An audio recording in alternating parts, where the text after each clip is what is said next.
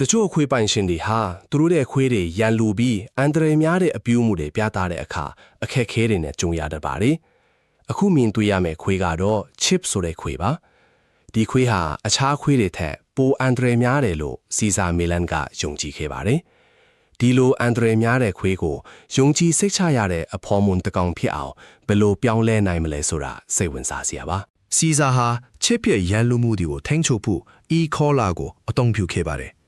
e-collar ဆိုတာရိုင်းနှက်တာမျိုးမဟုတ်ဘဲခွေးရဲ့ဦးနောက်ကိုအာယုံစူးစိုက်ကိုပြောင်းလဲစေဖို့တုံခါမှုပေးတာဖြစ်ပါတယ်။ e-collar ကိုမှန်ကန်တဲ့အချိန်မှာအထက်သွင်းလိုက်ကြကခွေးကိုတိုက်ခိုက်မဲ့စေကနေရုတ်တရက်ယုံထွက်စေပြီးအပြုအမူကိုပြောင်းလဲပေးနိုင်ပါတယ်။ ချစ်ရဲ့ပိုင်ရှင်လီလီဟာကျိုးကိုတင်းတင်းဆွဲထားတဲ့အခါချစ်ကရန်လိုစွာတုံ့ပြန်တက်တာကိုတွေ့ရပါတယ်။လီလီကကျိုးကိုလျှော့ပြီးစိတ်အေးထားရတဲ့အခါချစ်ကလည်းပူပြီးညှိ့တက်လာပါတယ်။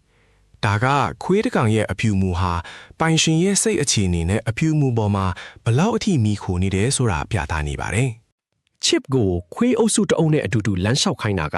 အရင်ကတော့စိတ်ကူးထဲမှာတော့မရှိခဲ့ပါဘူး။လီလီနဲ့နာဒပ်တို့ဟာစိုးရိမ်ပြီးပန်မှုတွေရှိခဲ့ပေမဲ့နောက်ဆုံးမှာတော့ဒီစိန်ခုံမှုကိုအောင်မြင်စွာရင်ဆိုင်နိုင်ခဲ့ပါတယ်။ဒီအတွေ့အကြုံကသူတို့ရဲ့ခွေးလေးချင်းကြီးစွမ်းရည်အပေါ်ယုံကြည်မှုတွေကိုပိုမိုခိုင်မာစေခဲ့ပါတယ် နောက်ထပ်ကိစ္စတစ်ခုကတော့အာတူရိုနီယတိုရဲ့ခွေးကိုတိုက်ခိုက်ခဲ့တဲ့မာတီတာဆိုတဲ့ခွေးပဲဖြစ်ပါတယ်။မာတီတာဟာလဲရှော့ထွက်တဲ့အခါတိုင်းရန်လိုရဲ့အပြုအမူတွေပြသတတ်တာကြောင့်ပတ်ဝန်းကျင်ကလူတွေပါစိုးရင်ကြောက်ရွံ့ခဲ့ရပါတယ်။မာတီတာဟာကိုတိုက်ခိုက်ပြီးတဲ့နောက်မှာစီဇာဟာသူ့မှာကိုငြိမ်သက်တဲ့အခြေအနေကိုပြန်ရောက်အောင်လှုံ့ဆော်ခဲ့ပါတယ်။ပိုင်ရှင်ဆမ်ဟာစိုးရင်ပူပန်နေတဲ့စိတ်နဲ့ခွေးကိုလှုပ်ပေးလိုက်တဲ့အခါ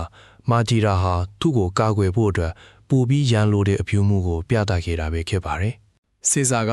ဆမ်ကိုခွေးကိုမှန်ကန်စွာထိန်းချုပ်နည်းနဲ့ဥဆောင်မှုပေးနည်းကိုတင် जा ပေးခဲ့ပါတယ်။ပိုင်ရှင်ကစိတ်အေးလက်လက်နဲ့ပျော်ရွှင်နေတဲ့အခါခွေးကလည်းပိုပြီးညှိ့တက်လာတာကိုတွေ့ခဲ့ရပါတယ်။ဒါဟာခွေးတကောင်ရဲ့အပြုအမူကိုပုံဖော်ရမှာပိုင်ရှင်ရဲ့ဥဆောင်မှုဟာဘလောက်အရေးကြီးတယ်ဆိုတာကိုပြသနေတာပါ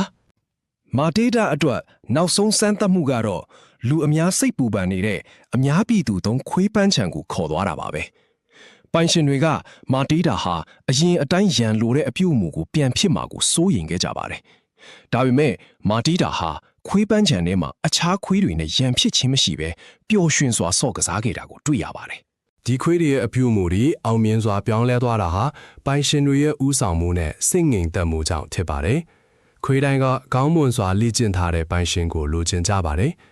ဒီလိုပြောင်းလဲမှုတွေကခွေးတွေရဲ့စိတ်ပိုင်းဆိုင်ရာပွန်းစံတွေဘယ်လိုအလုပ်လုပ်တယ်ဆိုတာကိုကျွန်တော်တို့ကိုပိုနားလည်စေပြီးနောက်ထပ်အကြောင်းအရာတွေမှာလည်းဒီလိုပွန်းစံတွေကိုဆက်လက်လေ့လာနိုင်ဦးမှာပါ။